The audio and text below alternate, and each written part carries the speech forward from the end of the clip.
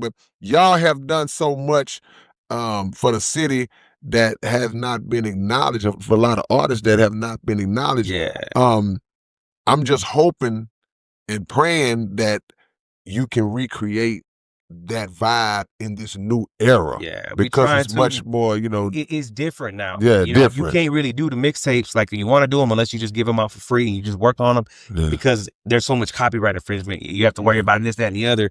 So now it's about having original content, or having my goal is to have a couple compilations with different artists that I cut for, with some different producers that may want to work with us, you know what I'm saying, and do some splits, go from there and get the artists whatever they need from there, and just kind of do nice compilations. But that's what the goal is, man, to really show love to these artists, and do these compilations, do things like that, possibly get back on the radio, but screwing and chopping the videos, building the catalog of screwing and chopping other people's albums, and go from there, bro. And I tell people, some people told me like Lil O, and I love Lil O, that's my partner, you know what I'm saying, he always showed me love.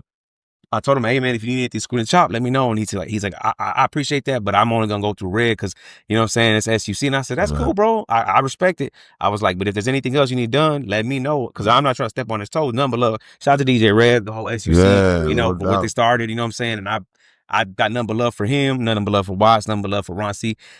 Every company has its own little flavor, you know what I'm saying, that we all can do and work together. But for me, it's just trying to show love to these new artists, bro, and not hit them over the head, and go from there and really put on. But we working on it. We finding new people, and GT Garza is really the one who forced me back into the game, because he told me he wanted us to screw and chop his music. And, you know, he's been doing it like you consistent. So he's been able to eat off of it like that. You know what I'm saying? So it's a blessing that he would put us back on and put us on that pedestal.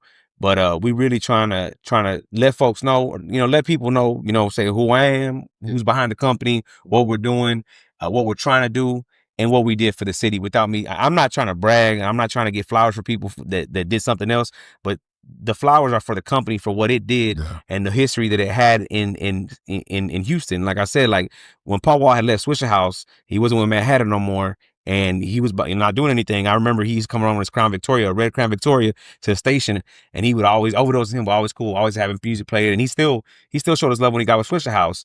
But Dose just had that thing where he could just connect these dope artists together and show love.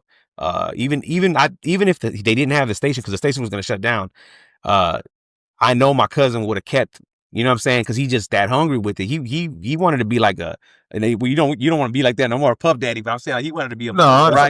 No, you know what I'm saying? Yeah. He's still on that way. But talk about this real quick. Let's get you. No, go ahead. I was gonna say, I know you was chopaholic with the music, but then talk about the chopaholics on this.